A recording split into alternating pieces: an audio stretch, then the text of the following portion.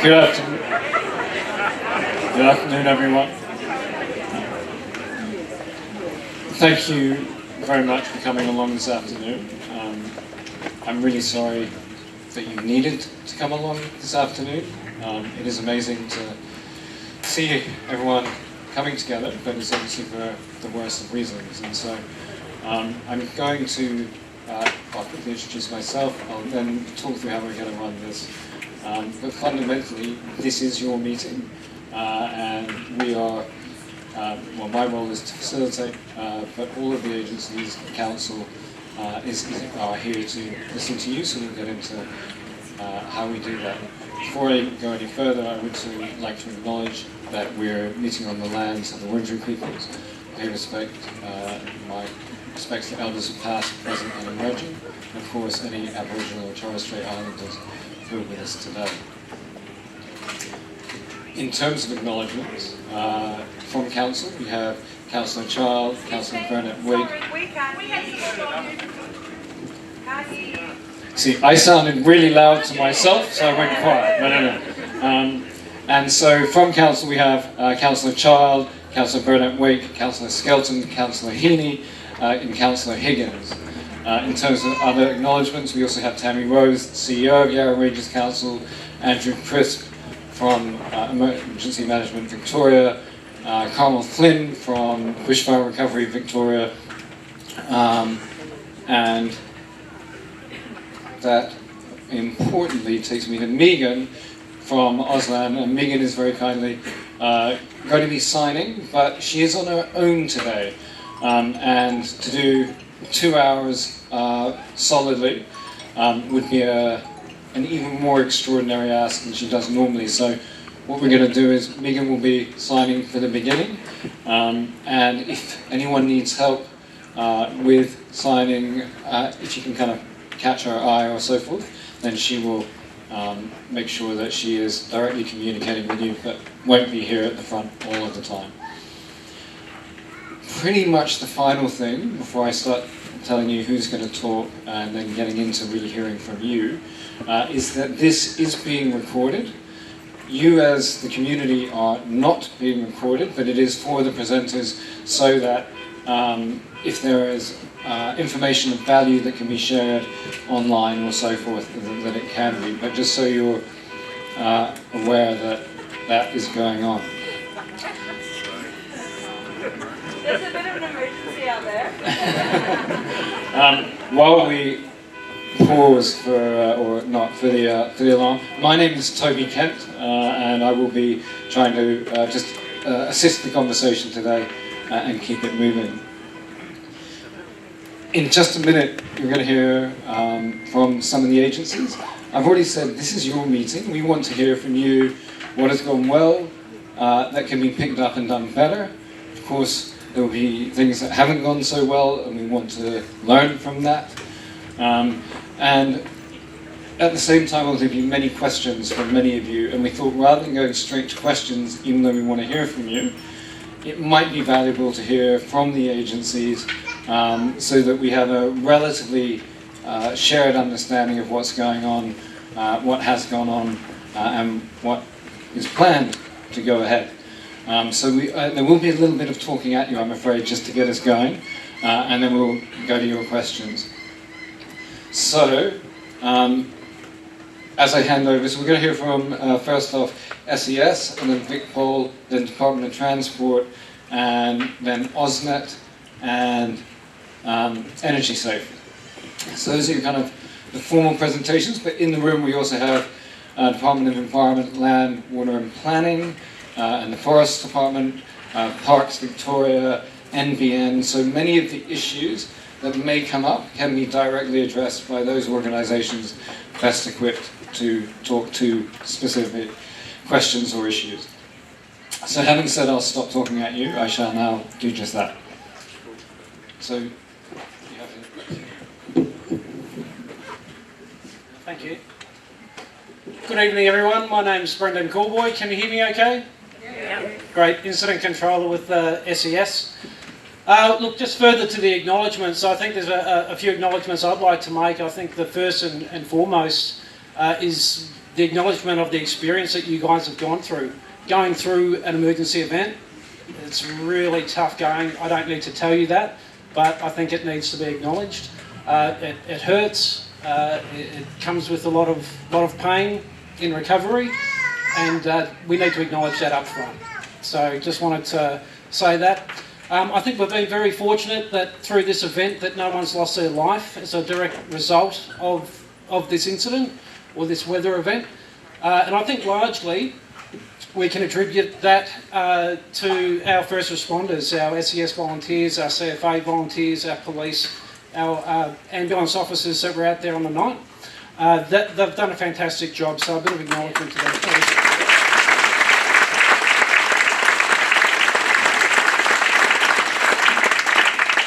So folks, this was an unprecedented event across Victoria. We had over 5,000 requests for assistance, and that's basically the impacted areas have gone from Mount Macedon all the way through to the Strzelecki's. So 5,000 requests for assistance within a 48-hour period. It actually got to the point, folks, where we had to issue what we call a red flag warning, and that's the most severe warning that we issue our people. It's basically too dangerous to respond anymore. We only issue those in tornadoes, effectively. So that's how serious this event was, and that's how we treated it. We had 30 requests for assistance that were directly related to the life-threatening emergencies here in the Dandenongs.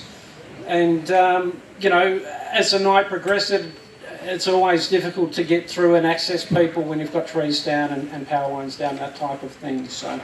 It was an event for hopefully a lifetime. Don't need to explain, I guess, the impacts that we've had with the power outages that have come with that. And I think there's probably another big acknowledgement to our power supply companies for getting everything back on track as well as quickly as possible. So thanks to those guys for that.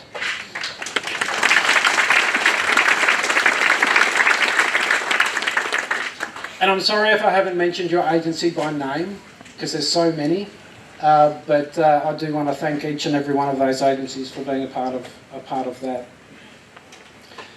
that. As we go through the last week, as an incident control centre we've contracted, and we're working very closely with the council now. We're actually working out of their offices, transferring control from the emergency incident back into that recovery space. And we'll be doing that over the next 4 or 5 days, making sure that as we transition from the emergency and into recovery, there's great connectivity there, and hopefully it will be a smooth transition into that space. So that work's underway at the moment as well.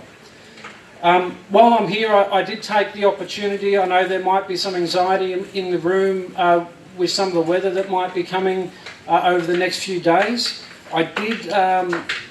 The Bureau have got like a duty officer that emergency services can call and get like the latest forecast. So I made that call just before this meeting. And I can tell you that in terms of winds, from Wednesday and Thursday, we're going to see gusts of 40 kilometres or thereabouts. Through Wednesday, those winds will die off and they'll come back again on Wednesday and Thursday nights. Now, normally, that type of wind event isn't really going to cause us much trouble. But where we've got hang-up branches and, you know, weakened tree structures, we could see more further requests for assistance in that space. As a agency, we'll have greater support to our volunteers during that time, because they're all tired as well, but we'll be providing that support to them for that duration. So that's hot off the presses. I think that information will be updated to the websites in the next hour or so, but that information is for you direct from the Bureau. Apart from that, I think that's about all I can give. I'll be hanging around and willing to answer any questions that anyone may have. So thank you very much for your time.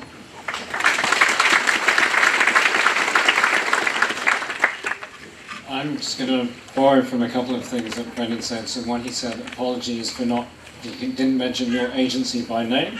He also used the phrase smooth transition. In my rush to get on with the meeting and getting to the point where we hear from you, I forgot to introduce Councillor Childs from Yarra Ranges Council, so my apologies for that, but we are going to break the flow of the agencies to hear from the fundamental organisation in this, Councillor Childs from the Yarra Ranges Council. Thank you very much, Toby, and don't worry about that. That's fine.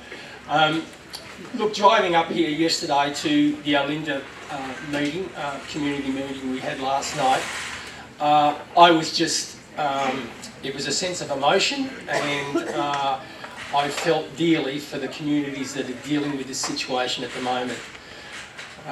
Many years ago, I'm the fifth generation from up here at Kalorama. My family were the original settlers, hence Childs Road down below there, and to drive up there again today and have a look at that landscape, that clear landscape that I don't think I've seen since I was about 12 or 10 years old. So just to appreciate that devastation. We at Council and the rest of the community of Yarra Ranges feel for each and every one of you what you've been through and what you're still going through. And the very important thing that we have to put out there to your community and the rest of our communities is that Council is here to help you through this recovery process, and we will continue to do that. Whether it's providing this facility you've got here now, whether it be here, up at Olinda or wherever, we will continue to do that. We will be continuing to update our storm recovery newsletter, whether that be online or in hard copy, and you'll be able to access that at these relief centres, and as I said, online. I'd just like to take the opportunity, I know Toby already has, is to acknowledge the wonderful service that we've had from not only our council staff, but all the emergency service agencies. It's just been outstanding. And I come from a part of Yarra Ranges, and that's the Warburton Valley, where we engage with these people a lot of the time in bushfire events. And they're always outstanding, and I'm sure that they're going to be here for us going into the future. The other important thing to recognise also is the ongoing body of work that we're doing at present.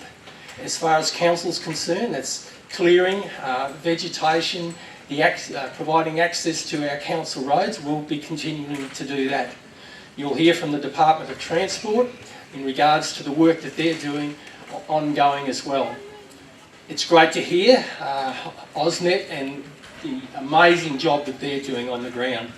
And when you actually think about having hundreds and hundreds of linesmen that they've brought in from this state and other states to achieve what they're achieving now.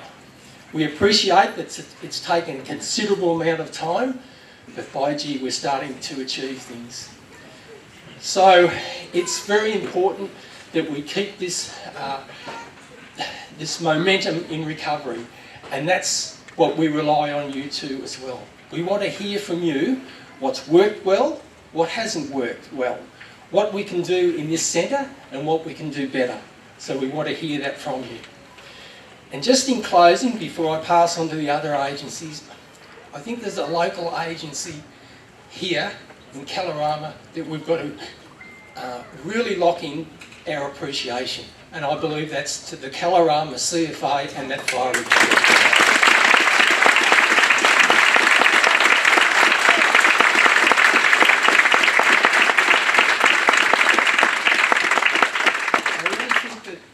They carried that emergency situation, especially in that first 48 hours, where they were out there doing what I believe was probably the impossible, to access properties and to make sure people were safe. So thank you, and thank you everyone for being here tonight, and we look forward to hearing from you. Thank you.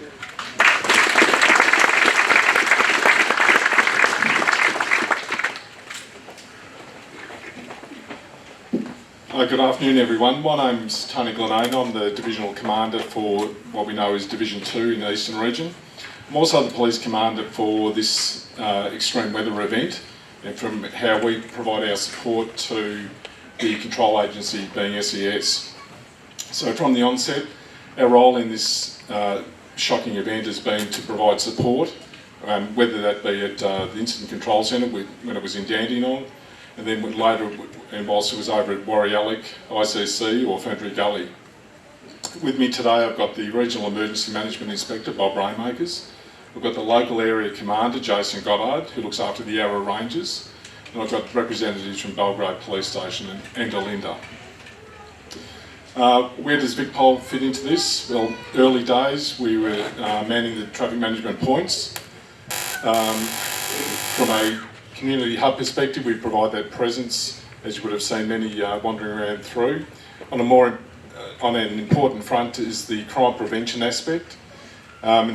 We identified early in this situation that there were real concerns about people not willing to leave their homes, their uninhabitable homes, for fear of being looted. We responded quite quickly to that. We provide a lot of intelligence, or we receive a lot of intelligence, a lot of information. And whilst there's a lot of police activity up here on the hill, back at Knox Police Complex, which is where I'm based, we have what's known as an Incident Police Operations Centre. So we have capability cells, intelligence cells, investigation cells, public information. So we get a lot of information coming in, we assess it. We work hand in hand with the other agencies, and for example, on the part of welfare and concerns about people that have been without power, working with DFFH, Department of Families, Fairness and Housing. At one point we had a list of about 150 homes which DFFH couldn't make contact with. We met with them and worked through all those premises and made contact with each of those addresses. Police would either attend or police would contact them to make sure that they were okay. Going back to the looting, we've got specific operations around crime prevention and crime response. And even as recent as last Thursday, we made several arrests of offenders up here in the hills who had broken into cars, broken into homes. And we're really conscious and we're really keen to hear from anyone that might have information pertaining to vehicles or people acting suspiciously up in Kalorama or whereabouts. Don't hesitate to either go to the local police station, call Crime Stoppers, speak to police when you see them, and just, you know, if you've got registrations or if something doesn't look right, let us know and we'll respond accordingly. The community hubs, we're here, we want to provide that presence around and provide that structure and support for anyone that needs it. I think that's about it. No, there's plenty of police here today to answer any questions as the day goes on. So thank you.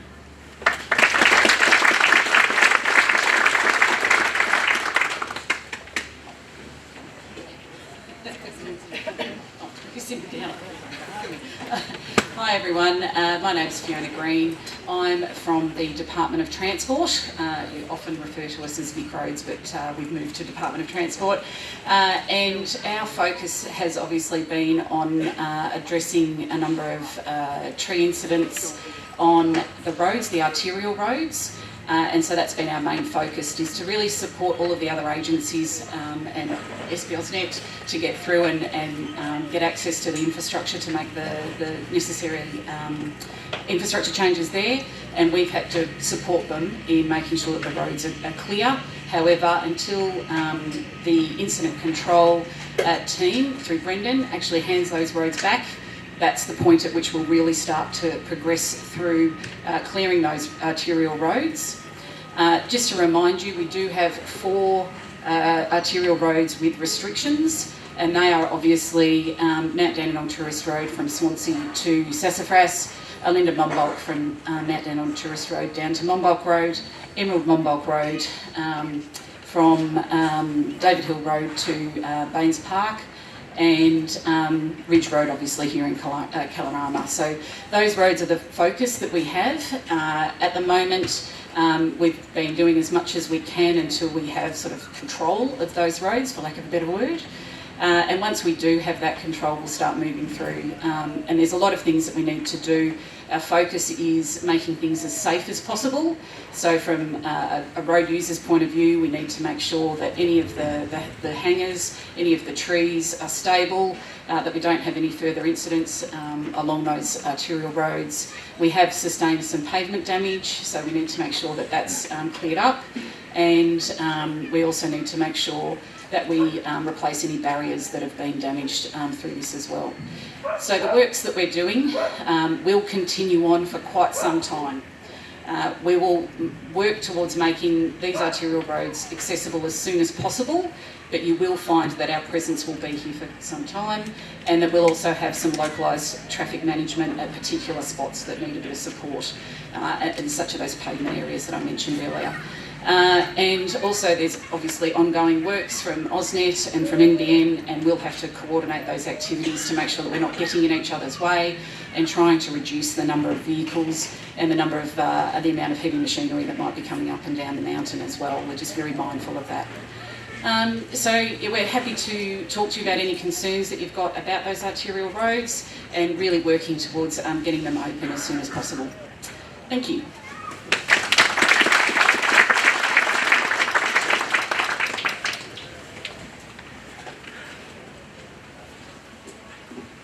Good afternoon.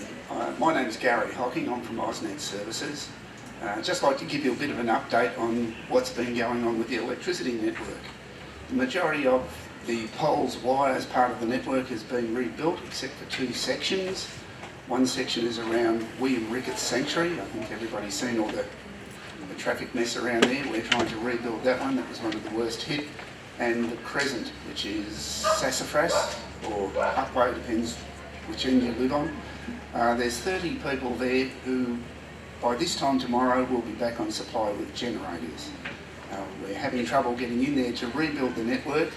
It's just very, very awkward with the large trucks we use these days to try and get in and recover that part. Now, one of the key things, if your property is not in one of those areas, you're still off supply, please go and check your main switch in your meter box, because if everything's been reconnected, it should be back on for you. If the service cable to your house is down from the pole at the street to your house, please ring it through, because those are the ones we want to try and get back onto and work on at the moment. So I don't want to take up too much of your time, just let you know that the majority of the network is being built, it is back up and running, and it should be right for a fair bit longer until we have another storm. Thank you.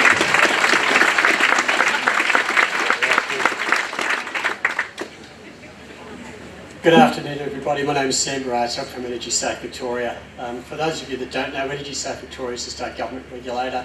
We look after gas and electricity throughout the state of Victoria. So we cover everything from the light in your bathroom all the way down to the power stations that generate the electricity, from the gas bottle that you use at your barbecue, all the way through to the gas plants that process the gas to be made available.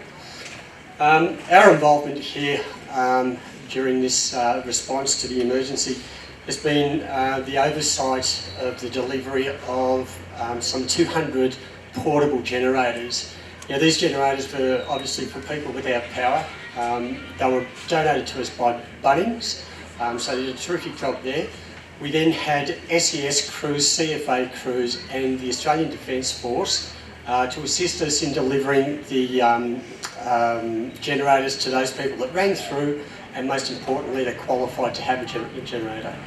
I think in total we ended up deploying 190 generators, but now with AusNet having restored the bulk of the power, we're slowly taking those generators back because they're no longer needed. Along with the generators, fuel was supplied, there was PPE gear, so the response was, I thought, was really outstanding in such a short notice of time for those people that were really desperate. And might I also say the response from the people that received the generators was just amazing. You know, we were turning up in 2 utes, a generator on the back, and about 4 ADF personnel, 2 SES, myself, and teams, other members from ESV. So to have all these people turn up in one place, the gratitude that was shown by the people receiving it was fantastic. I guess the next phase, now that we've got the generators out, is we're now picking them up. As I said, they're no longer needed, so that'll be the next stage. We maintained a presence in the area for the last 2 weeks, but today will be our last day here on the mountain because, as I said, the next phase is picking up the generators. However, there are a couple of things that I would like to say. Even though we won't maintain a presence, we're always here to help. In situations such as this, you've got to be mindful that there are people that may take advantage of your situation. And by that I mean there may be tradesmen, and I deal in the electrical space, so I'm talking more so about electricians, who might see an opportunity here to come up and perhaps not do the right thing. Now you've got 2 types of people. You've got the licensed electrical workers, the electricians, the registered electrical contractors, but then you've got those that aren't electricians, people masquerading as electricians. So just be mindful that if you do need repairs to your home or your business, be mindful that you are entitled to ask to check their electrical licence. And every electrician that calls himself an electrician must be licensed, so you're entitled to view that licence. And that will be basically like a credit card type licence, the shape and made of plastic. There are 2 types. There's a registered electrical contractor type, which is gold, and the silver type, which is electrician. Make sure you check for those first, if you have any doubts.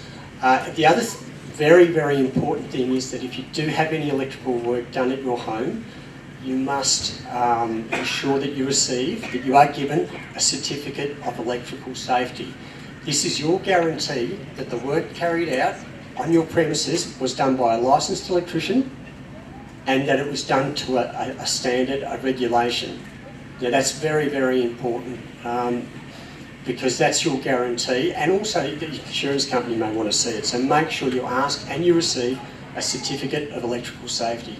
Now, further to that, if you have any questions, if you have any queries, ESV or Energy Safe Victoria, we do the licensing of all these tradespeople. Please give us a call. Our phone number is 9203. And I don't call it often enough myself, 9203 9700, or you can go to our website, www.esv.vic.gov.au. Can you say that again, please? Sorry, yeah, most certainly. The phone number is 9203 9700, and the website, www.esv.vic.gov.au. Sorry, you get a roll, and if you don't continue on, you forget. I think that's pretty much all I have to say. Just one other thing. AusNet touched on some private overhead lines, or lines that go from the power pole in the street to a pole on the property, and then there's a line that goes from your private pole or that private pole to the house.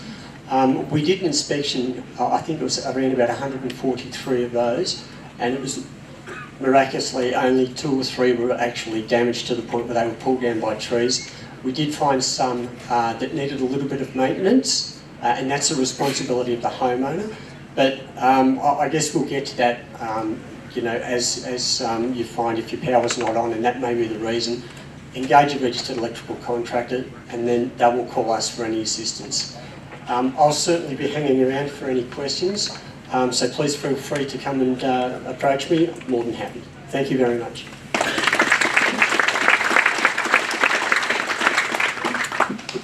Many thanks to everyone from all the agencies. As we now hand this over to you, I just want to round out on a couple of things.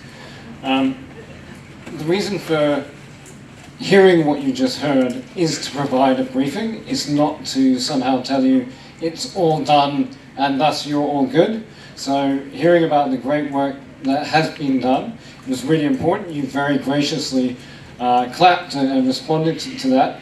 But I think as well, when I have been talking with everyone representing the agencies over the last few days, the other thing that has come through so loudly from them and being in the community the last couple of days is also the phenomenal role that you have all played.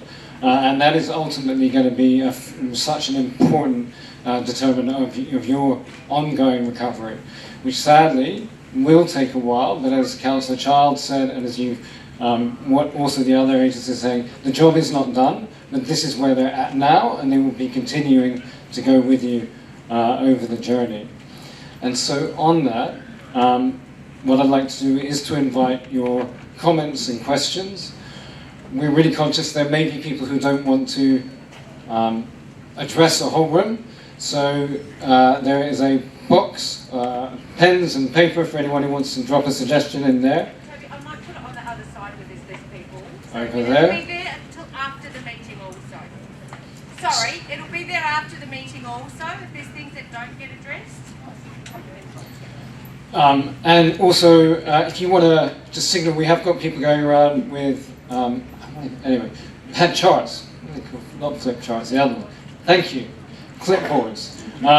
And so if you just want to signal, and they can take a note as well. Final thing is, if you're making a general comment, just write whatever you want council and others to know about. But if you want someone to follow up on something, you do need to disclose a name and some contact details. But we will take general comments as well as specific requests. On that, it really is over to you. Would anyone like to first out of the block there? We have got a roving mic. Thanks, Amy. And I know everyone thinks they've got loud voices, but the people at the back won't hear you. And so I'm afraid we do need to use microphones. Hi, I'm Mark Ray. I've lived here for 47 years. Almost a local, but can I please get everyone here to acknowledge the amazing people who've been feeding us every day and the people who set up that fabulous shop, people leaving wood. So please, everybody think.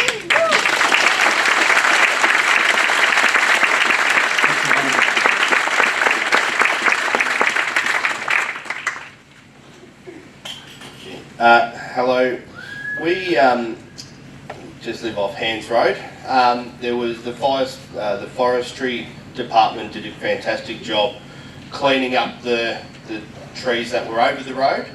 However, unfortunately in doing that, we sustained some damage to our property because they put the, lumber onto our property, damaging our water meter. There's a sufficient amount of tree and stuff that was moved off the road, obviously, onto the property, and we understand completely that we need to be able to get services through. I was just wanting to know the next step, how that was going to be treated. Thanks, mate. That's a good question.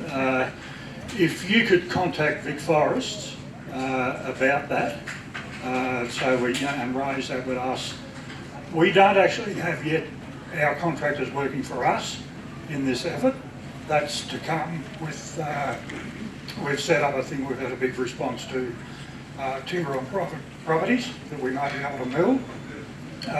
Just another question for you, was that an insurance company job that was being done? So the roads were blocked, so the forestry management team came and tunnelled the timber, moved it off the road onto our property, which smashed our water meter, sustained a lot of damage, flooding due to that. So do you know who the company was that did that? That's an arm of DELP. Yeah, that's right. So, yeah, if you were to... Yeah. There you go, Chris. Good afternoon, everyone. Chris Eagle. If you can come and see me later on, sir, and I'll get your details and we'll work it out.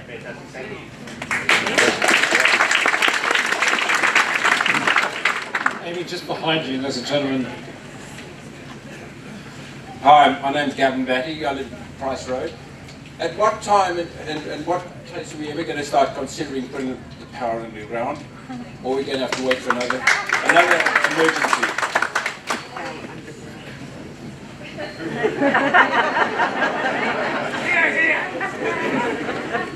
That's a real tough one. Why do I say that? Because we as a community have to pay for it. So stick your hands in your pockets and we'll see what we can do. That's probably the easy way. The most sensible way, and this is just me thinking about it this morning, so please excuse me being out there. I believe there will be some form of inquiry into what's going on, what has happened with this storm event. So I would wait and see what the government have to say about that. Are they considering that? Privatised in the first place.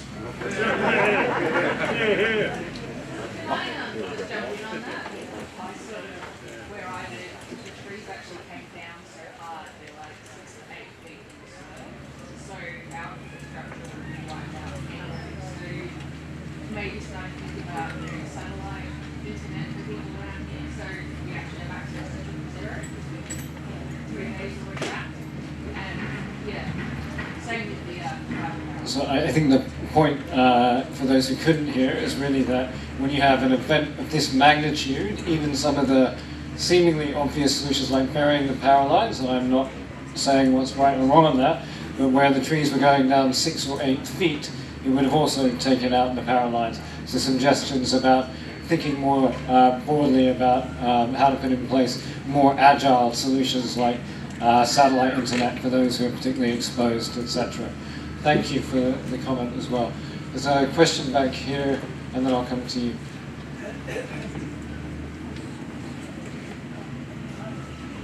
I have 2 questions. One relates to businesses. Obviously we had the COVID lockdown, and on the last day of that we had the storm, and then businesses were, and everyone has been without power.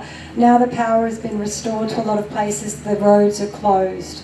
So businesses have been without revenue since May, and we don't know when the roads are reopening. AusNet offered a grant for businesses of $2,500 for 1 week from the 17th until when most power got restored sometime last week. Now, given that we don't know when roads are reopening, what's happening to support essentially all of these businesses who can't be generating revenue because we can't have anybody coming up the mountain? I do have a second question as well.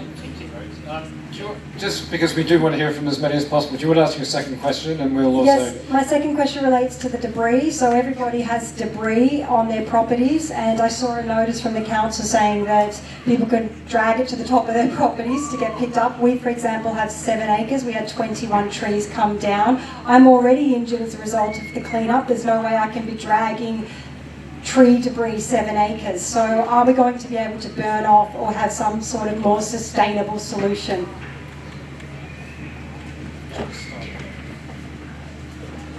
Yeah, I'll start with the roads question, and I can only speak from the arterial roads, so council might like to address some of the local road concerns. But for the arterial roads, as soon as those roads do get handed back from the incident control, and we're anticipating that within days, we'll start moving through as fast as we can and as safely as we can to make those roads safe. So really that's our main concern, is making sure that anyone that does come up the mountain is actually safe. We don't want any landslips or tree debris falling on the road and causing more issues, and we certainly don't want any pavements failing. So we'll open them to a point where we can manage it through just local traffic management, and we're hoping that will be sooner rather than later, but I can't give a definitive time at this point. And will there be any support from government in that meantime to support I wouldn't be able to businesses? answer that question, I'm afraid. I We have our apologise, I local can't do council that. members here, perhaps they can speak on that.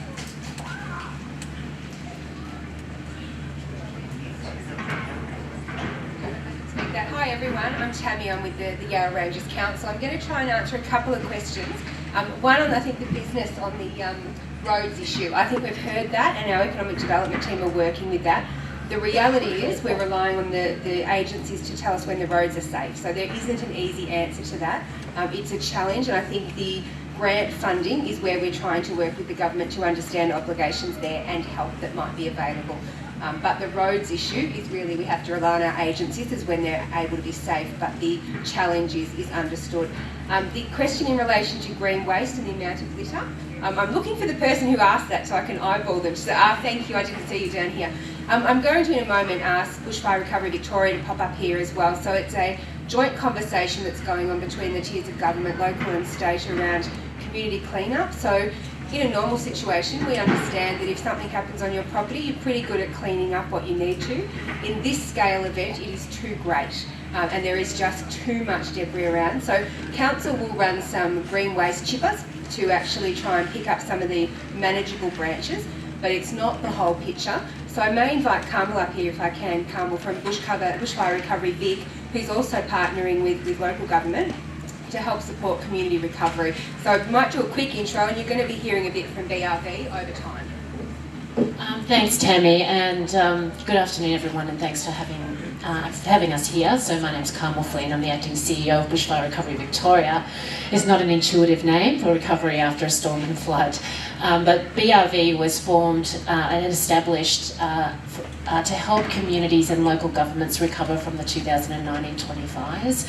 And for the last 18 months, we've been working really closely with local governments and communities in the northeast of Victoria and in Gippsland, including leading a state-coordinated clean-up of more than 750 structures that occurred as a result of those devastating fires, and as well looking at the broad-based recovery needs of all of those communities, which included providing supports for well-being, coordinating supports for well-being for small businesses who were badly impacted by the fires, and then followed by COVID, to coordinate around environmental restorations, and as well as to consider Aboriginal culture and healing and infrastructure restoration. So we have a team that are dedicated recovery experts, if you like, and our role is to stand behind local governments. So if you're wondering who to call, if you've got questions around your recovery, your local government, Yarra Ranges Shire, are there for you. They were there for you before this emergency. They're here through relief and will be there through recovery. But recovery from this event is large and complex. There are more than 60 state government agencies who have legislated responsibilities to provide supports to communities impacted by events like this. So rather than have communities and local government try to navigate their way through 60 organisations, we're sort of the navigation point, if you like, to understand from Tammy and her team what you need, what you're advocating for as your priorities, and then to find solutions for you across state government agencies and in fact other agencies, not-for-profit agencies and businesses and philanthropists who are there to offer support to you.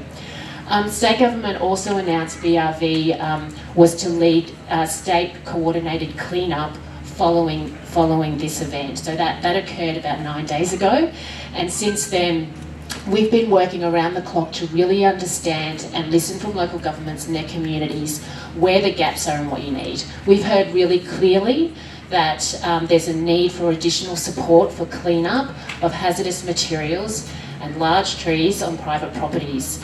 And so we've been working with the Commonwealth Government, who we need resourcing support, and to really make sure that we've got appropriate resourcing support that will be needed to clean up across 40 local government areas and communities impacted by these storms. We've been undertaking commercial negotiations because this will require specialised organisations to be in place over many months to help with cleanup, and we're aligning all of this to come together, and the work there has been going really well. So I'm anticipating that over the course of the next few days, that there will be, a joint public announcement. Following that, you will hear from Tammy, from your council, and from BRV. You'll be receiving very clear information about what support is being offered for private properties, and you'll be able to register your interest, and there'll be follow-up boots on the ground, if you like. But we know that this is large and complex. It will take weeks and months. Recovery will take many months, going into years. But BRV is a state agency who stands with local government and with you as communities impacted by these storms, to help support what you need and what you tell us that you need over the course of your recovery journey. So thanks for having me, and I look forward to working with you. Thank you. I am conscious of an ever-growing number of hands. I also just want to recognise there are people outside who I can't necessarily see. What people have started to do is to write notes, write questions. So if you are outside and want to get a question asked and you're not in, just write it down. Tammy is in the blue pom-pom fight. Alan? Sorry, Pip is in the mine fight bobble hat, and anyone else, if you want to have a piece of paper, will take those notes. Tammy was in my mind because Tammy's going to answer a question that was written on a piece of paper. So. Not so much answer, but acknowledge, I think. So the question that's come from out the boundaries out there, why has the prolonged payment not been applied on a daily basis? So this was the announcement from government to support that. So I think there'll be a few people that want to answer that question. I can't give you an answer. At the end of the day, the state government announced some funding to support community through this disaster. The only thing I can do is take the question away and add it to the comments around business support, which is lost revenue effectively from the road closures and the lack of tourism, and talk with our counterparts in its state and Commonwealth, which is what we've been doing all the way along. So it doesn't give you an answer, but we can keep asking those questions and pass along those comments. I'm going to read you a phone number, which is a council phone number. So if you do have some stories you want us to hear and you can't get to us today, and there are many out there, but if you need to, ring through to this line, because we're taking your stories and having those conversations with colleagues at state and fed level to make sure that your stories are known, and where there hasn't been the support needed, we can continue to advocate for that. So the number will be outside as well, but 1300 368 333. 1300 368 333. It's our council staffed hotline, and we'll be able to take queries and questions, and we can advocate and pass those along where we don't have an answer. Is that okay? And just to reiterate, all the numbers that the agencies have mentioned, I think they're all there on the table as well, if you want to go. So in the I can see, I've had a couple of people up here who've been waiting really patiently, so I promise we'll get to you. But I think we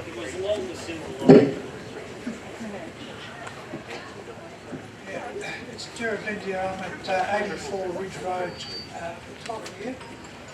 We just had our power put on yesterday, and I was hoping that soon after that we'd be able to get internet connection. However, the line, the NBN line that runs along our nature strip is completely buried under a whole lot of timber, and of course the NBN can't get to it and then connect our house to the internet. Now, I've been told that, well, just go and use 4G, but unfortunately we don't have 4G coverage, and I've got what they call a life-threatening medical condition, so I'm at a fairly high risk, and I need to be able to get to an emergency number one way or the other, but there seems to be no solution whatsoever at the moment to address that situation.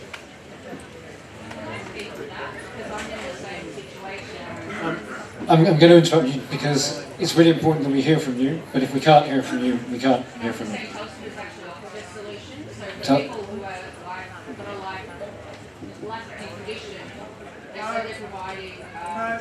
I've been in touch with them, and they said there's nothing they can do. Only option that they had was to use 4G, and that didn't work. So they're on top of that providing one, a radio telephone, and two, they actually getting aerial satellite bridge that would actually, like, because I live at the bottom. So I spoke to them this morning and they didn't So, offer any of that. because this is really important, like as you say, life-threatening. So we're going to do two things. Do you mind talking directly? So if you wouldn't mind going around, that would be really kind of you. Thank you very much. The other thing is, Fiona? Yeah, it is Fiona. So we've got two Fionas speaking today. I just had a quick brain freeze. It is Fiona. So Fiona from NBN will also just talk quickly to some NBN issues. Hello everybody, Fiona Wright here from NBN. I'm part of the community and stakeholder engagement team who look after this area, and you've probably seen a number of my colleagues here as well. We've had our muster trucks here both in Kalorama and Alinda, Belgrave and Sassafras for the last kind of couple of weeks, knowing full well, as you all know, that there's been no power, no internet and support, and we've been here on the ground hopefully providing, at least in these refuge centres, some free internet and Wi-Fi during that period. Now, as you've all heard, like many of the other agencies, we too have had severe damage, and it's been a severe weather impact, as you all know. We've had our technicians out in the field working tirelessly to try and do a big impact assessment on how much damage has been to our network. So, and really until the power has been on, some of that's been very, very hard to assess. We know, first of all, that there is about 1,700 properties that were initially impacted, and that is now down to about 450 still that we know have not got connectivity. And I'm sure we've had a chat, haven't we, yesterday in Alinda and again today, so I totally understand that, you know, now that your power is on, why isn't my internet happening as well? All I can say is we genuinely are working as fast and as quickly as we can. We're following in behind our AusNet colleagues to really assess the damage that has been done. And we know that in some instances you might kind of feel that there should be a connection there, but we're trying to go systemically and see actually potentially further up where that damage may have occurred. So in some instances it might seem that it's a simple answer, but unfortunately we have had severe damage to the network. We're trying to resolve it as quickly as we can, safely as we can, working alongside our other agencies. I genuinely would love to be able to give you a time frame of when that might be able to be fixed, but we are doing that assessment right now. We're trying as hard as we can to get connectivity as quickly as we can. We're here for as long as it needs to be to make sure that you get the power and support that you need. We've just recently put in place some 24/7 Wi-Fi both here and in Alinda. We've got staff on the ground if you need to come and talk to us. And I've just again got a couple of numbers and an email if that's helpful. In addition, to come and see us, please raise incidents first of all with your retail service provider, that is your interface into the NBN, but make sure you get an incident number from them. That means that they've actually logged it into our network and we're then able to have a look at what we need. Our staff can check the situation with that, and we have a point of escalation as well. But I'll just read out a telephone number for you and an email should you wish to contact directly. It's our issues line. So the number there is 1800 687 626, and in terms of an email, that's info@nbn.com.au. I'll read this again. Yeah, our telephone number is 1800 687 626, and then info@nbn.com.au. But we're here to support you as long as we can, and a number of my colleagues who've been here will all be staying behind, so please come and see us if you'd like any particular support.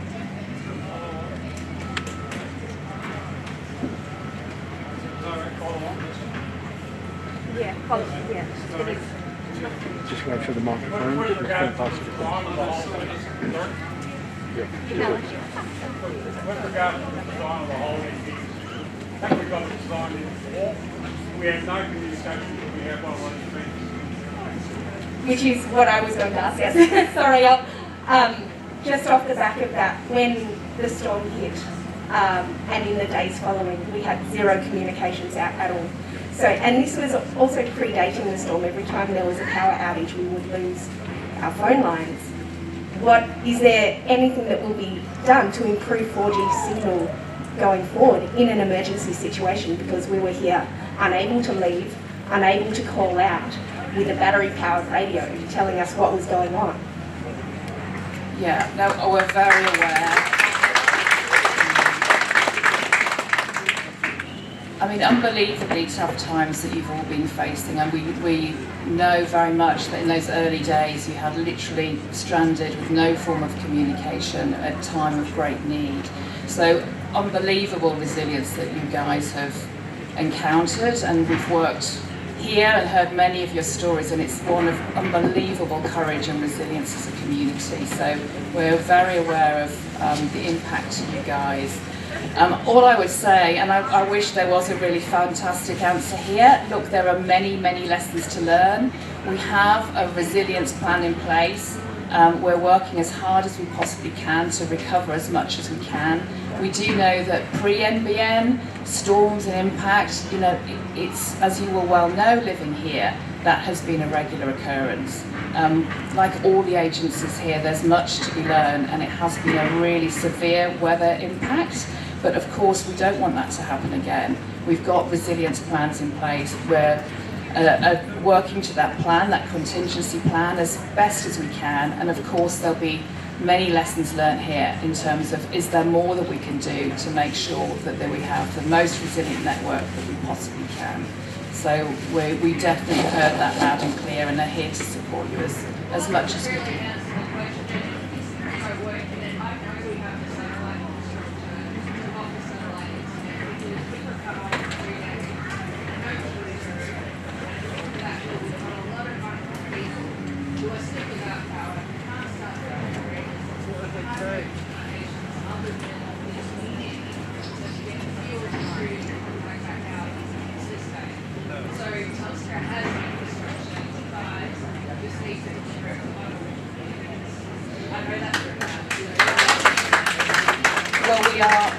Look, it's very difficult. I totally appreciate.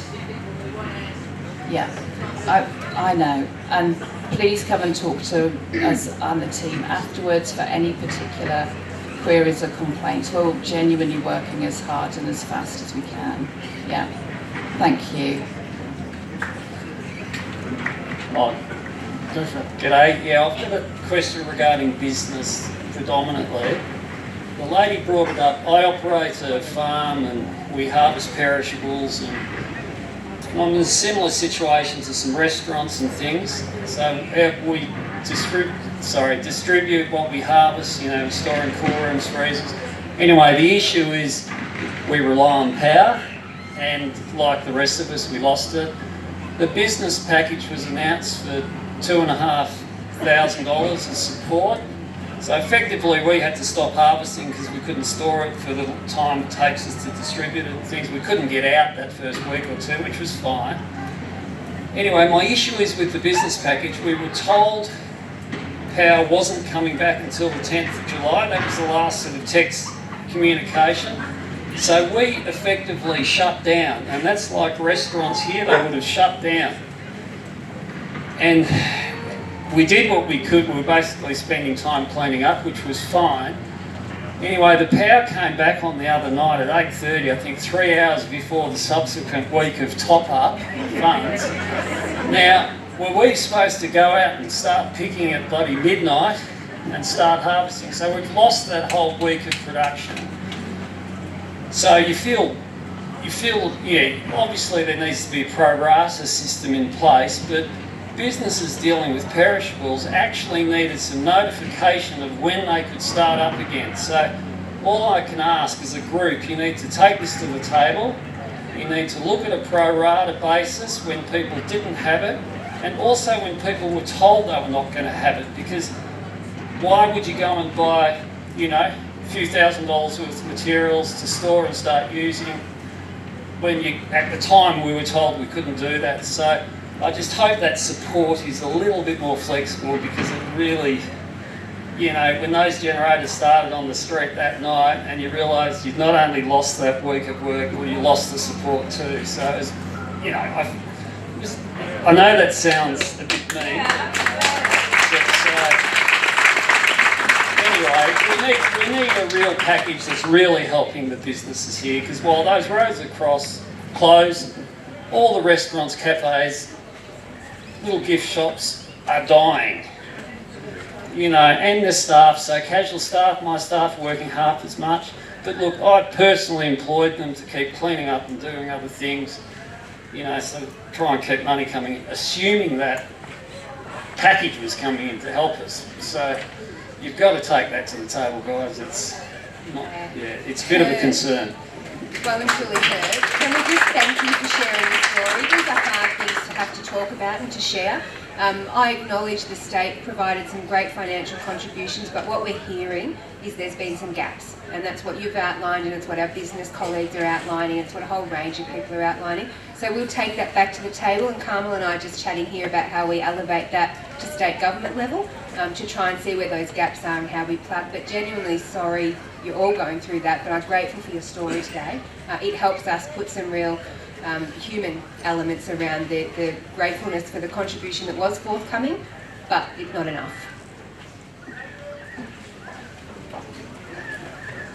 Hi, I'm going to talk about a couple of things, and I don't expect answers today.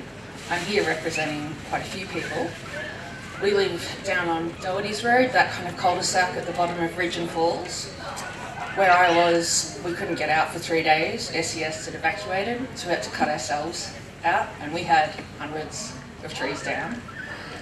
Eventually we got out, and in that time we had no 000. When James Milano was on the television and rejecting the ADF, we were still cutting our neighbours out. Our last one was pulled out about 4 days ago. We have elderly down there, we have people with mental health issues through the mountains.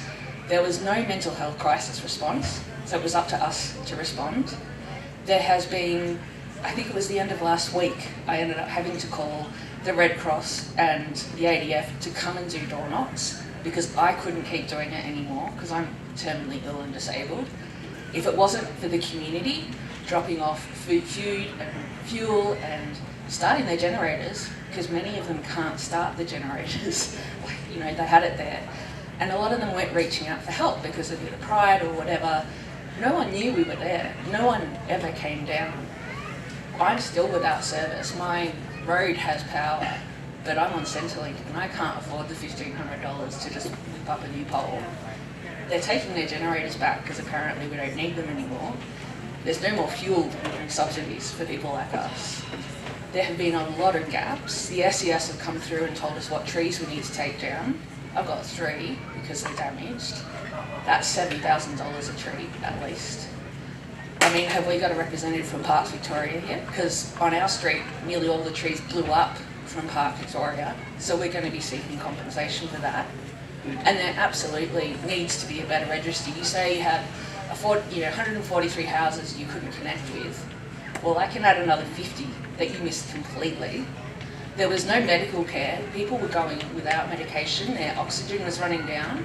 And if it wasn't for us on the ground doing that, I mean, you know, we had to do all the food and fuel and wood drops, because basically, you know, I know a lot of you did great work, but the bottom line is you missed a lot of people, and there's a lot of anger, and there's a lot of hurt, and a lot of betrayal, and quite frankly, the optics for you guys suck. You need a centralised resource where we can go to, because after trauma, after crisis, the first thing that goes is cognitive functioning, memory, short-term working. You're fighting landlords, you're fighting insurance agencies, you're fighting Telstra, you're fighting Centrelink. I can't put in my Centrelink because I don't have internet, so I won't get paid this week, and none of the payments from AusNet have come through for us. So there's a lot going on that you guys have completely missed, and if it wasn't for the community, basically we would have been fucked.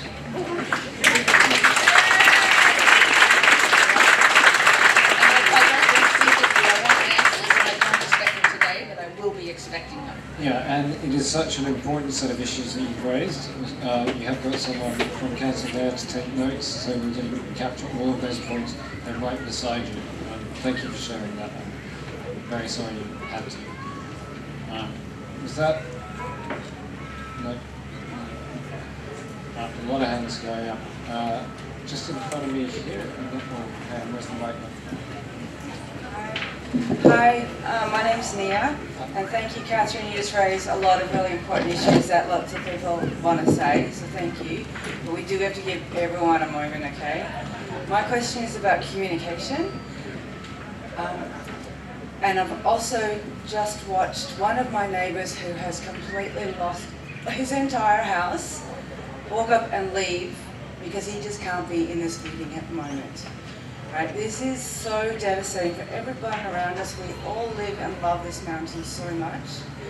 My question is, why did it take so long to get an appropriate response up here? SES, the emergency services, we fucking what?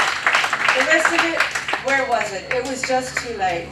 We also are now in a situation where 10 minutes down the road, in Kilsyth, further out, people don't even know what's happened up here yet. It is so confusing. My mum, in all of her best wishes, just thinks we had a storm. Can it be communicated what level storm we had so people can get an understanding? We know that other people don't live it, they don't get it, but the communication and what's going out there, I don't think represents the catastrophe that we've experienced. Can I feed that back?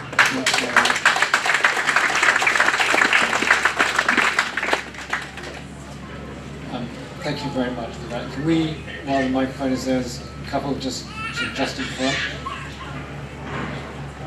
Hi, my name's Wayne, I live in Falls Road. I just wanted to ask a question in relation to dangerous trees on private property. What the process is of getting those assessed, and if they're dangerous, getting the property owners to either remove them or if they're going to be removed by public entities. Because we've got a situation where we've got a potentially dangerous tree and the people won't allow that tree to be assessed. And so we're concerned about that coming down, as well as obviously there's a lot of concern about public areas, about people's safety, but there's also a lot of private trees that also pose a danger to people. That's a great question, mate. What Big Forests are doing, what we've been brought in to do is, I think a lot of people, there would have been some that did respond to it, was trees on private property where we can come around and assess them for a timber value. But that could also be another thing that would be doing as well. The dangerous tree thing, if we were there to, take those trees as timber, which we would be paying you for, the machinery, I don't know if people have noticed some of the big machinery that's turned up, the big harvesting machines, stuff like that. That's the sort of stuff that they can deal with a lot easier than what a lot of other, just normal arborists and tree climbers can. So that's that one part of that. While I'm here, anybody that would like to look into that, just look up the Big Forest website. I think it's been put out by the Shire as well, where we will come and assess your 10 trees that are down on your property. So hopefully we'll get something back off that. The situation that we're facing is that the property owner, they've sold their property. They're not worried about. Our situation is that the property owner has actually has sold their property, and they're not really concerned about the state of the trees. They're not interested in anyone coming to look at them. I would say that would then be more of an SES. So I just wanted to find out what recourse there is, because the council doesn't deal with neighbour to neighbour or property to property issues, so they've said it's not their problem, and I don't know what recourse we've got, but we've got a 40-metre tree 10 metres from our house with a 1-metre diameter trunk, which has the potential, according to the council arborist, just looking at it from the street, without going onto the people's property, they said that the tree looks very sick and it could be a potential danger. But we're not allowed to obviously go on there and get it assessed. I even offered to pay to get it assessed and pay to get it taken down if it's dangerous. But these people just don't care, they're not interested. Well, we could look into that. If you, I can talk to you later, because as we've just come in on this now, and it is something that some of our people could deal with. Before I sit down, I'd just like to say something. When I drove up here, I couldn't work out whether this was the unluckiest community or the luckiest. And I'll tell you what, some of the stuff that's come out of this room and some of the positive vibes, you're a lucky community, you're a great community.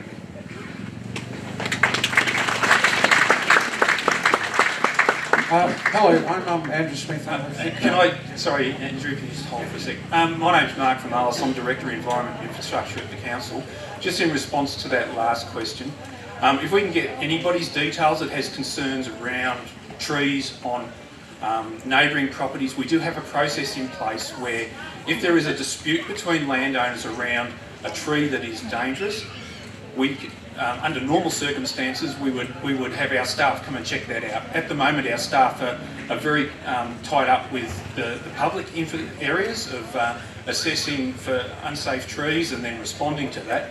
But we're trying to look at how we put in place frameworks that support community where there are trees that are considered threatening or dangerous imminently on their property so that they can be assessed and then followed through with appropriate action. When you have a dispute with your neighbour, if our arborists determine that a tree is dangerous and needs to be removed, then our local laws can be invoked to make sure that a proper response occurs. So it's best to work through council in terms of that, and if that means involve us then looking to Vic Forests for their support, we will do that. But can I ask that those issues come through the council, and we'll make sure they get looked after. Can I just say though that I did actually contact the council in relation to this? Yeah, it's quite moving. Their response was that there was nothing that they could do, and that they had to have the permission of the property owner. I know that council's... We will look at them from your property, and then take steps from there. The challenge for us over the last couple of weeks has been just trying to come to terms with the public space. Now that we're getting on top of that, we will have mechanisms in place for the private realm. Can you send out the details maybe over your website? Or whatever? Use our 1300 number, get in touch with us, register your details, and then we will put in place a response to you. Hello, I'm Andrew. Lots of you know my face. I'm the vicar up at St Michael's on the corner here, and also at St Matthew's on Linda. Can I first of all applaud our CFA because they've been absolute heroes, and I know that you know that. And they were here on their own when nobody else was. And can I applaud all of you because you have been astonishing, you have been amazing, and you've worked really, really well. And I can't help but cry when I think of the love I've seen in this community in the last couple of weeks. It has been amazing. And can I say also to the lady who spoke earlier that has no NBN and no generator and no petrol, if you speak to me, I can get you NBN at the church and we will get you petrol and a generator, and for as long as you need. Speak to me and we'll organise that. And the last thing is, if I can ask a big favour, because over the last, ever since the storm, I've been knocking on doors, talking to people, and as I've gone around, I've heard a rising sense of anger, and there's been some of that here today, and it's simmering under the surface, and over so many issues, and I don't even think there's anybody here that can answer this question tonight, but if this meeting could send a message to both our state and federal government and ask them why they do not care. There has been no one. There has been no one. Our acting Premier is our member. He landed in a helicopter for 10 minutes and he has not been here. And the overwhelming sense that I've picked up as I've spoken to all these people, and I would not normally put words in people's mouths, is that our government does not care about us and that we don't matter as much as people in floods or other places. And this is perhaps local perception, but nobody has come to show that they care. At one point I had the privilege of giving a generator to a lady, and she burst into tears and she said it's not about the generator, it's just knowing that somebody cared. And this community feels abandoned by our government, and if you could pass that on from this meeting, I would really appreciate it. Thank you.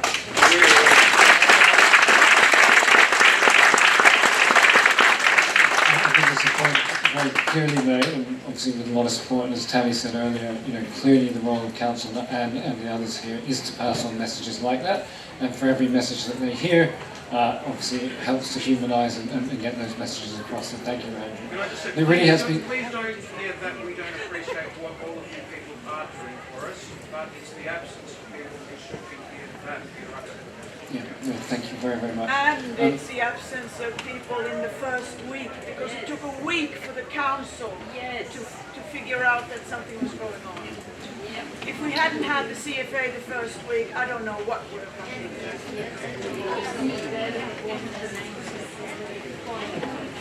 I'm going to ask, there's been someone who's so patiently up here at the front, Amy, and I haven't been able to get on the microphone, so do you want to go?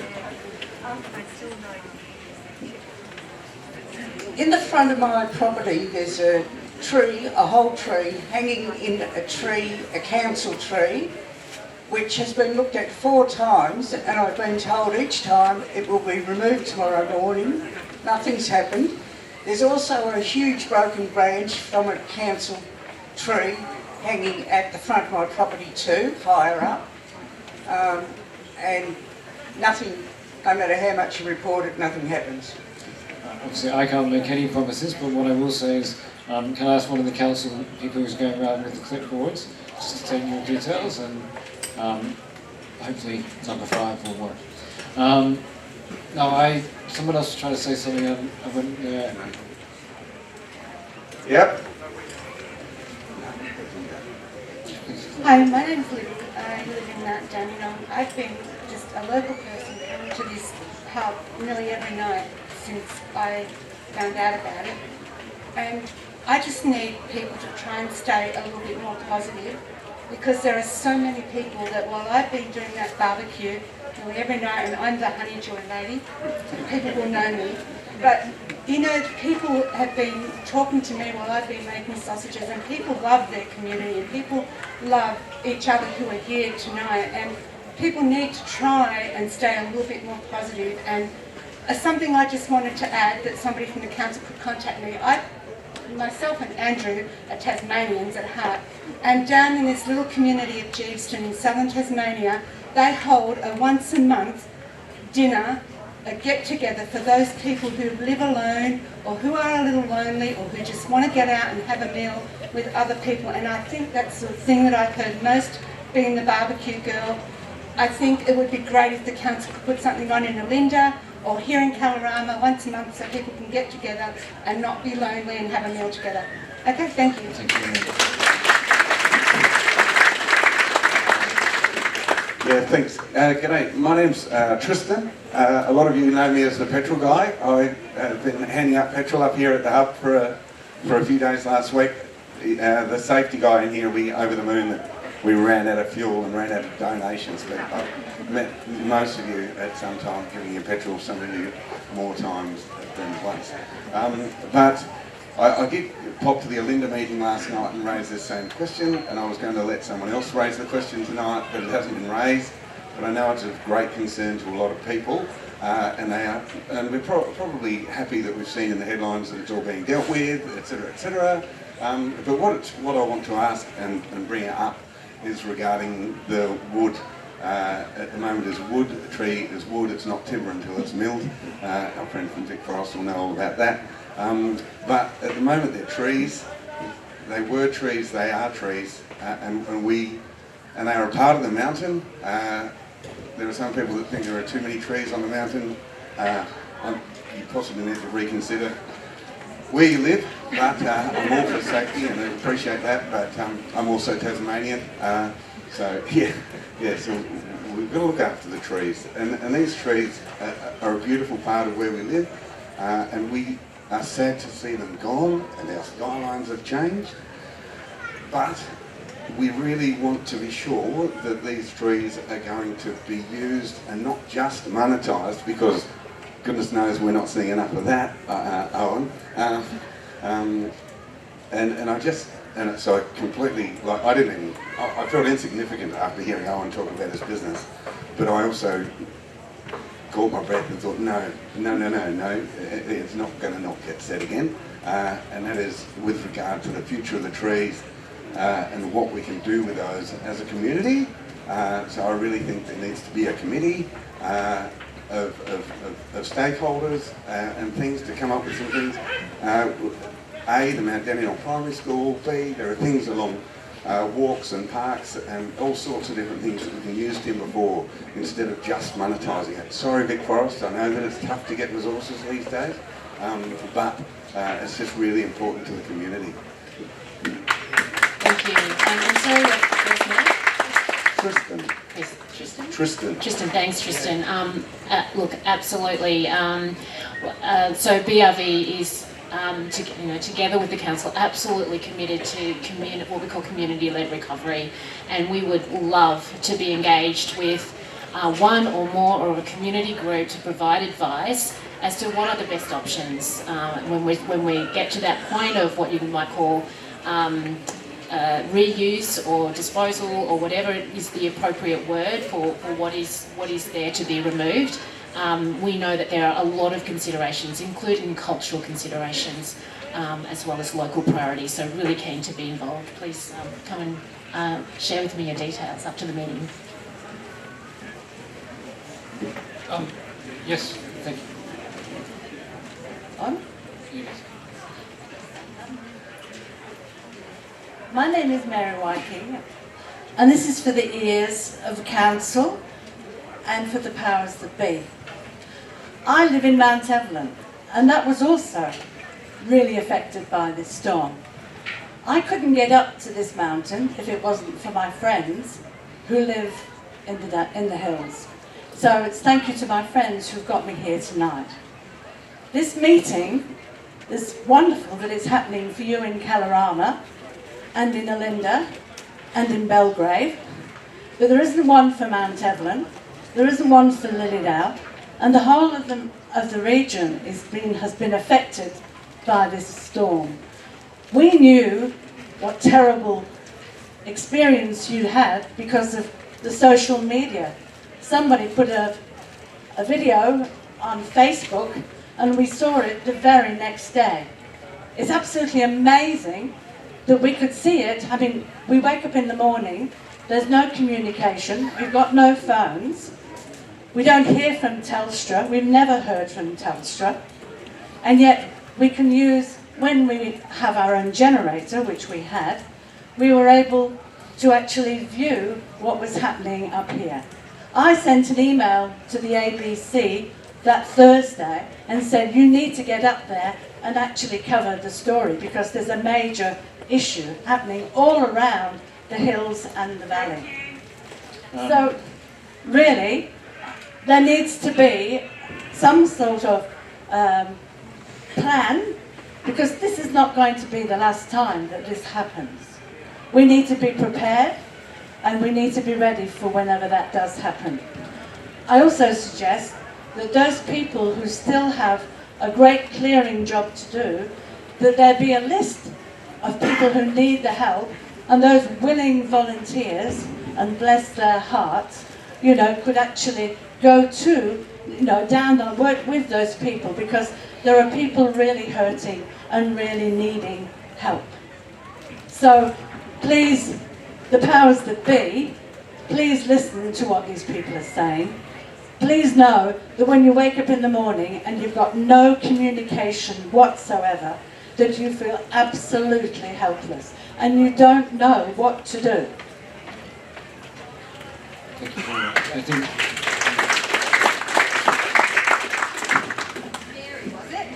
Thanks, Mary. I think you've got a lot of people in the room that have heard those messages, so take those away. Just in relation to the community meetings, so this is not the end of them. So there's a range of others being scheduled and organised for across the municipality. No, I don't think, I'm just looking to my comms manager out there, and I don't think they've been advertised yet, Trace, but they're definitely being worked through Bushfire Recovery Vic and Council, and how we bring together those in other parts of the municipality, not just the 3 that have happened in short succession this last few days, but more to come. So 100% I hear. Yeah. Yeah, well, point's well made, Mary. Thank you.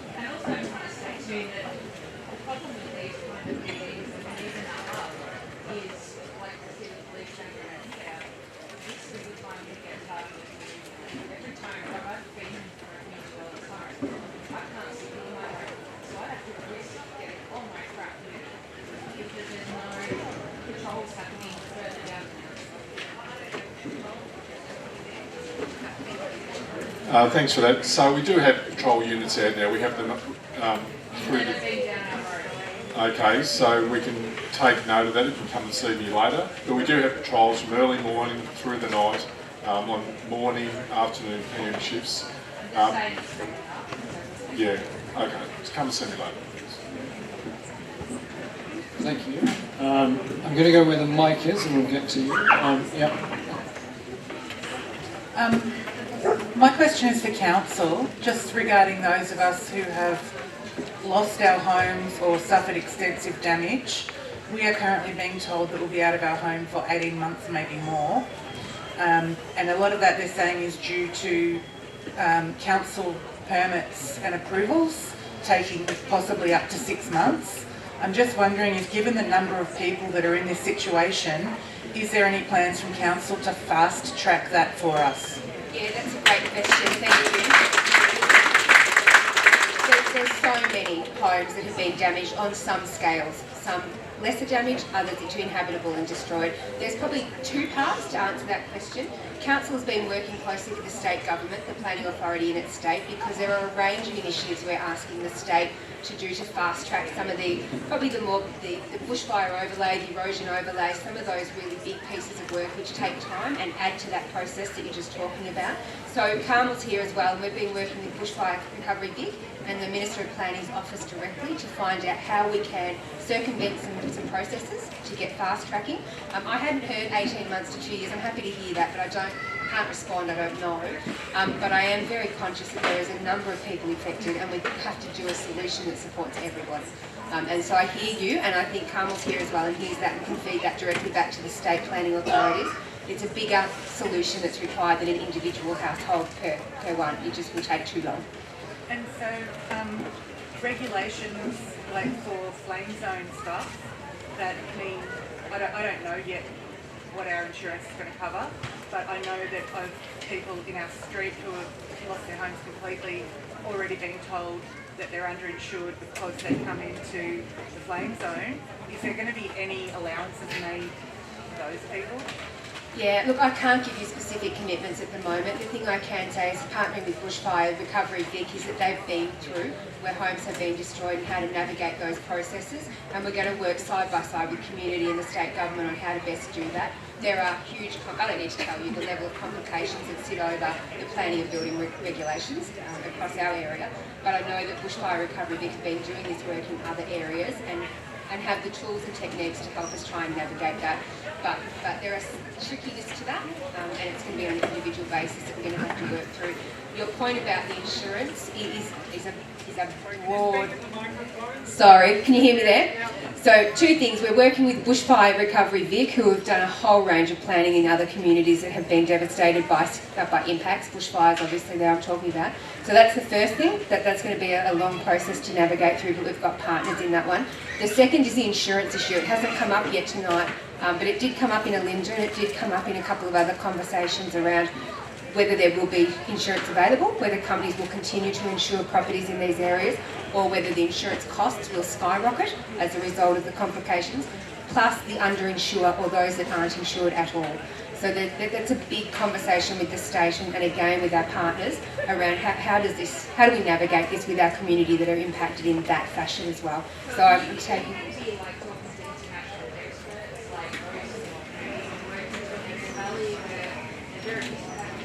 Yeah.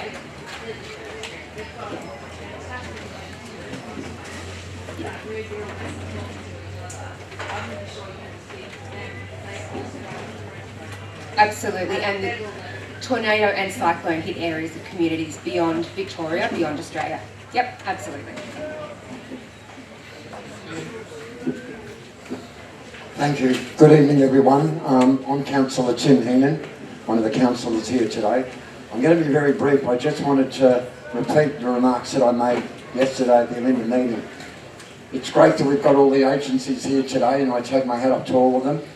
But my concern is that we will have a fire season that we'll be going to into the end of the year. And I think it's important that we should all meet again. All the agencies should come together again in a public meeting here.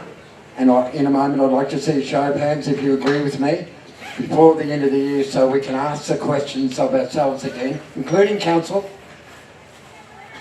What have we learned? How can we be prepared better? What can we do better? And that's not just going into the summer fire season, it's actually going into next year's winter storm season again, because this isn't going to leave us, as Mary said before, others have made comment, it's here to stay. And we've seen the devastation that it's caused, and my heart just goes out to every one of you. I've lived in Mount Evelyn today for 35 years. I love the area, I love the Dandenong Ranges, but it breaks my heart to see what I've seen. So I'd like to see a show of hands if you agree that the agency should come back before Christmas and we have another public meeting to answer those questions. Thank you, ladies and gentlemen, most important. Yeah, thanks folks. Just on that, as a control agency, after every emergency that we have, we go through an after-action review process.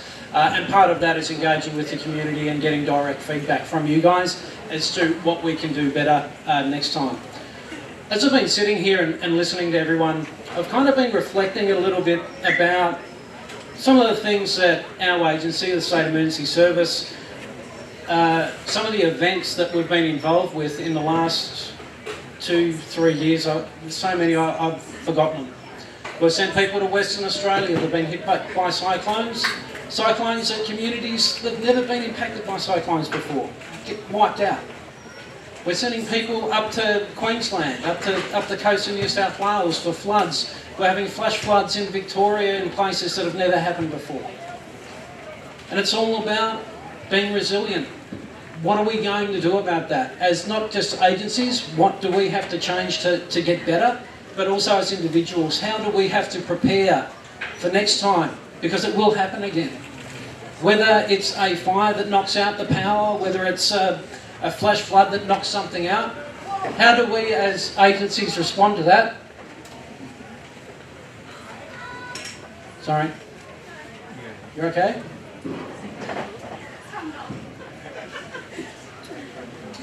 But as individuals, as our own households, what do we have to do to be more resilient? At the moment, you know, if you go to our website, we can tell you about how to plan. You know, we've got like an emergency kit that you can put together. And we recommend that it's 3 days worth of supplies, of medicine and all that important stuff. 3 days long enough for an event up here? No, absolutely not. But this is a very unique community. It's great to see all the passion here. So you might need to have a unique personal response for your house. And it's just something to think about as agencies reflect upon that, but it's really important that we as a community, or you guys as a community, and as individual households, reflect on that as well. No, I understand that, and I'm not casting stones, but what I am saying is that infrastructure will always fail under pressure. Yeah. No, I'm not throwing stones, but all I am saying is that it's something that we all need to consider as agencies, as individuals, as households.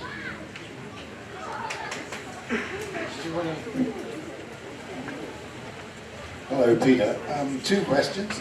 First of all, I'd like to know how long the intention is to keep the community hub here open. And the second question is when can the residents around here and in the Dandenong Ranges have some decent mobile coverage? It's bad enough when the weather's good, it's absolutely shocking when the weather's bad, and that there's nothing after the storm.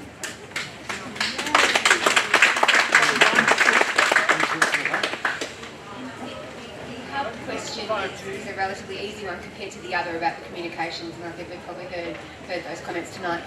The hub, the council operates on a response mode and then a recovery mode. So at the moment we're still in a response mode, and we've obviously got the incident controller. We will transition to recovery, and that's when council kicks into what's the need of community. So we're going to be having a lot of conversations about what the need is. So if there is a need, we provide the support. I don't have a hard and fast date. Yeah, but I can't answer whether this hub and what its time frame looks like.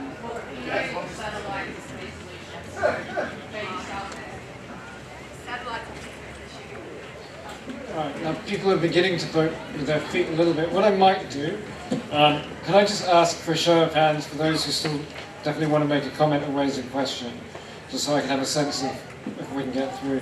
So I'm seeing one, I believe your name's Owen, I've discovered. You've asked one, let me see who else there is, and if we can. So I'm seeing about 3, okay. So you're seeing 5, okay, you've got, so Deb, do you want to go? Yeah, okay. Hi everyone, my name's Deb. You may have seen me around here over the last couple of weeks. I think we're on day 19 now. Just to reiterate that there were 3 mums that actually started this relief centre on their own with a barbecue, and from that it has grown. So to Nina, Sam and Paige, a huge thank you. I think each of you will have met them, and it has morphed into an incredible community response. I came here crying on day 2 and have been here ever since. Not crying, but supporting as many in our community as we can. And people are coming from all over the state, the city. We've been help from Craigieburn, from Geelong, from wherever. So I just wanted to just reinforce our community is incredibly kind to each other, and people are incredibly kind to us. And I know response hasn't been as quick as we would have liked it, but I hope you can see that we are now really working well with council and the agencies in this relief centre, that it's starting to expand and it's starting to morph into this kind of out of relief as our power goes on. But I think you'll all agree power is not the only issue that we have. So just because we have power doesn't mean that our needs are solved. But we are going to start moving into recovery, and my question is, how can we keep informed as to what that will look like at this centre? Because there's always rumours. How do we know? How will we find out what this looks like, particularly around the area of mental health and counselling support? Thank you, Deb. Was that finishing on a specific question? All right. In terms of, so again, this is not the full answer, but while if anyone does want to respond, because the issues around mental health and ongoing support is so important, I would just, while someone decides who's going to talk to that, highlight that there are people from Red Cross here today to talk to any immediate issues. Tell you happy to. Yeah. Nice one, Deb, and I couldn't agree with more. The initial reaction from community is fantastic to those 3 women. In broad general terms though around the recovery, so there's going to be loads of information and loads of conversations. There's a mechanism of channels we need to navigate in through the community's channels, plus then council's got a range of social media challenges and information challenges, but there's huge networks amongst the community, and they're the ones we're navigating into, and you're seeing the people here today that are actually feeding into that, so point noted, and there'll be lots more to come on this one. Thanks, Tim. Thanks, Hello. Yeah. Hi, my comment is again around communication. I'm a flatlander who only has lived up here for about 3 years, and I have a little daughter, and I'm feeling particularly vulnerable, given that that sign on Inverness Avenue is going to flick on in a few months. And we live in a bushfire area, and we get all of our information from our phones. And I direct this at Mr. Chris, which is probably unfair, but we are encouraged to use our phones to get all of our emergency information. And for 3 days, we're very lucky because my husband's very clever and we have NBN, and we had a trail of neighbours lining up out of our shed, just texting their family to let them know that they're okay. I don't want it to come February and be in the same position again where I can't, or my neighbours can't contact anybody or get any information about what's happening in the middle of a crisis situation. So even though everybody says that it's Telstra's problem, I think that the state government needs to put some pressure on the telecommunications companies to make sure that we are protected in these times, particularly during bushfire season, because it is not that far away, and I will drive past that sign on the tourist road and I will turn around and I will drive back again, because I don't want to be up here without being able to use my phone and contact my family, and I think everybody else feels the same way. So I don't know if I can leave that with you and perhaps we can work something out, because I don't want to see you standing in front of a camera on a podium telling you that you're doing all that you could, when really what you need to do is now.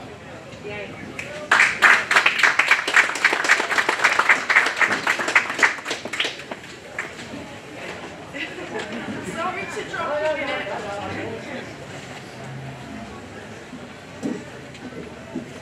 Yeah, look, thanks very much for the question, and I did hear the way that you put that particular point in that question, so but there is a responsibility, and I've listened to some of the stories here this evening. I was at Linda last night. My approach is very much about looking and listening and learning from people, and I've heard that well and truly.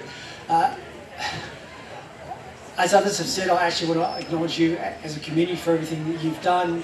I know people have quite rightly acknowledged the incredible work of the CFA up here in Kalorama and the work you've done, the way the community has come together. I take some responsibility. I have a legislative responsibility to ensure the state is prepared for, can respond to and recover from emergencies. I don't do that on my own. I do that with you as communities, our emergency services, and so many other great people that have actually done their absolute best around this. As we've heard, we will go through a period of review, after action reviews, with different agencies and organisations. Then we'll look across that and what more we need to do. No, definitely be consulting the community.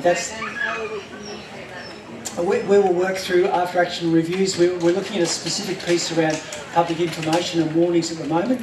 Did we get that right? And we're sort of working through how we can better engage with the community. There's a number of different ways we can do it. Obviously this is one of those ways. But again, some people aren't comfortable providing feedback in this sort of a setting, so we will definitely work through that. Definitely listen to the community. And it's not the first time I've been up in the hills since this has occurred. I think it's about the 6th or 7th time, and I've picked up something really important and really useful on each occasion. Telecommunications, and I've said it publicly, when it comes to the telecommunications towers, the battery backup, they need to last longer than that, and so there's a few things we need to pick up in relation to that. Communications generally is our Achilles heel. And I'll be upfront, I think it was said before, infrastructure will fail at times, so it's about what more can we do. And when we talk, yes, I don't know how many times I've said about download the Vic Emergency app, but we also, something I also say is never rely on one source of information. So know who the emergency broadcasters are, use the transistor radio, all those sorts of things. We have become, and quite rightly, relying on these things in our pockets, but there's other ways we need to access information. But telecommunications is a big part, and there will be a big piece of work that happens post this. It came up during the 1925s, and we know there's more to be done around telecommunications.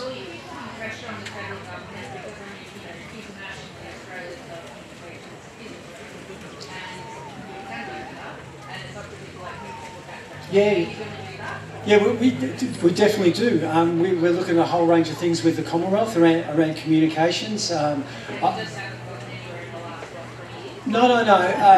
There is Commonwealth funding that's been available to upgrade telecommunications in certain parts of the state. In fact, only today I signed off on another report that's gone back to the Commonwealth to identify areas that will receive funding in relation to telecommunications. So there is work. I will do whatever I can to keep Victorians safe.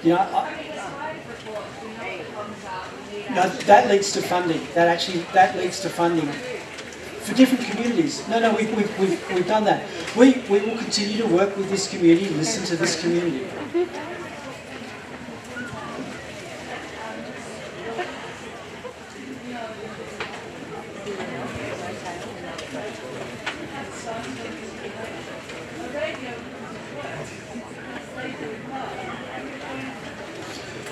It's important that, as I said, that's a specific piece that I've already asked for in terms of reference in relation to public information and warnings and what we could have done better for this particular emergency. I was wanting to know, back here. Sorry, I can't see.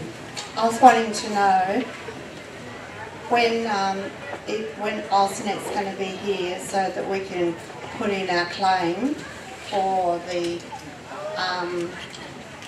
our freezers and fridges and spoilage, and also for the loss of power. And also too, I reckon we need another form of telecommunications, like we used to have a separate phone line, because my power's on, but my phone is not working, neither is my internet. And I'm classified as a high risk emergency assist, and I run Telstra, and they said that it's all to do with all the works up here, and I'm having to rely on other people to send emails and stuff like that, and it's very, very hard. And I, through good friends, came up and had a battery hookup thing that I could actually charge my mobile phone, because my mobile phone virtually nearly died, and I had no way of ringing anybody or communication with anybody. Very sorry to hear that. What I would suggest is one of the council staff with clipboard can come and take your details and do whatever they can to help. Obviously, AusNet have been here tonight, and they'll still be here if you want to have a specific AusNet question. But for the general thing, I'm going to go.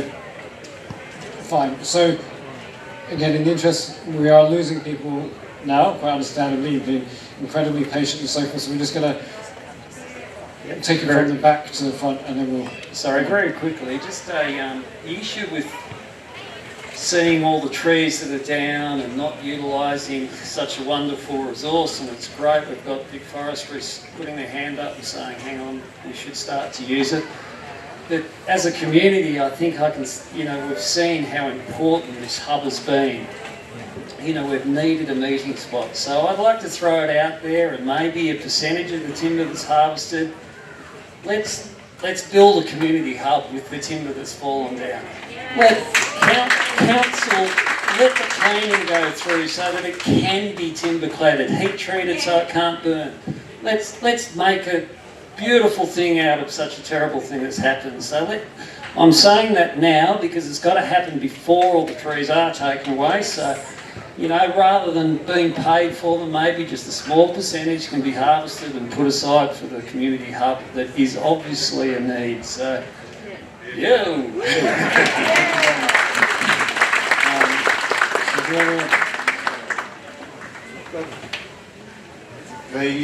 The big problem we faced up here, apart from trees falling down on people's houses, there's trees falling across the road. Now, we live in an area where if we have a bushfire, the trees are going to fall across the road. If you drive up from Montrose, there are trees on both sides of the road that are touching each other.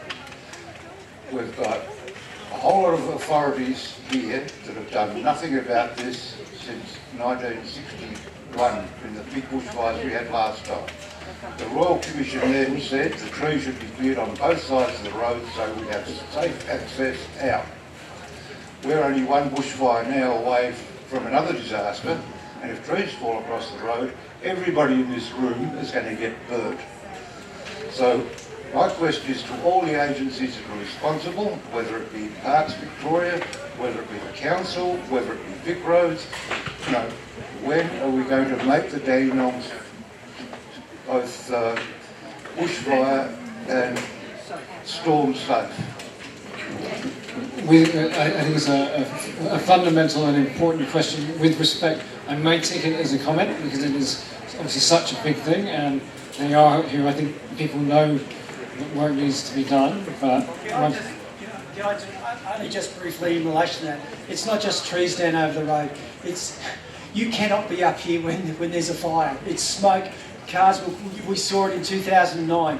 You know, if there's a fire going to potentially impact on this area, you should not be here. Well,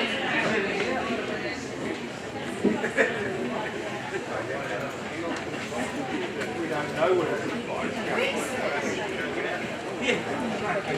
Sorry, just to elaborate on that, it took about 8 minutes. A friend of mine, his house burned down in near One Tree Hill, so in Ferny Creek.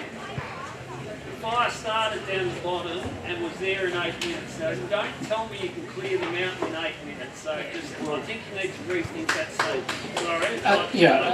I don't think the Commissioner would in any way suggesting that. But at Don't the same say time, things like that when they can't be met. You know, that's just aggravating. Sorry. I travel up and down this mountain every day to go to work, and I have seen all the overhanging trees that hang over that road. All of them haven't come down. They haven't come down in the storm that's fine. But those trees, I look at them every time they're overhanging. They're over the road. And I thought they were meant to be something that was meant to be considered to be dangerous. Why are they still there? They are on the road. They hang over, right over. Why haven't they been removed? I am, as I said, this is your meeting. As I say, a lot of people sort of go, I think some of these things don't have an easy, immediate answer. Everything is being taken down and noted. Do you mind if I take that as a comment? Because I'm not sure anyone's giving me... so many, heaps. Of trees? Yes. Yeah, okay. Thousands, even on the back streets, thousands and thousands of hanging trees. No, listen, I think this is points well made. People are beginning to go, and so I think actually I am going to just, with all due respect and many, many thanks for everyone's contributions, wrap it up now. Let me be really clear. There are people, there's a suggestion box outside, there are people with clipboards, the Red Cross are here, all of the agencies are going to stick around. So if you haven't had a chance to say anything that you feel anything has not been adequately addressed, please see them. I would just like to thank you for the amazing way that you have contributed to this meeting. And I think most importantly, I think it is well understood that recovery is the best outcomes are when community comes together well, and you have come together so well, not tonight, not just tonight, but over a sustained period now. So my hat's off to you, and thank you very, very much.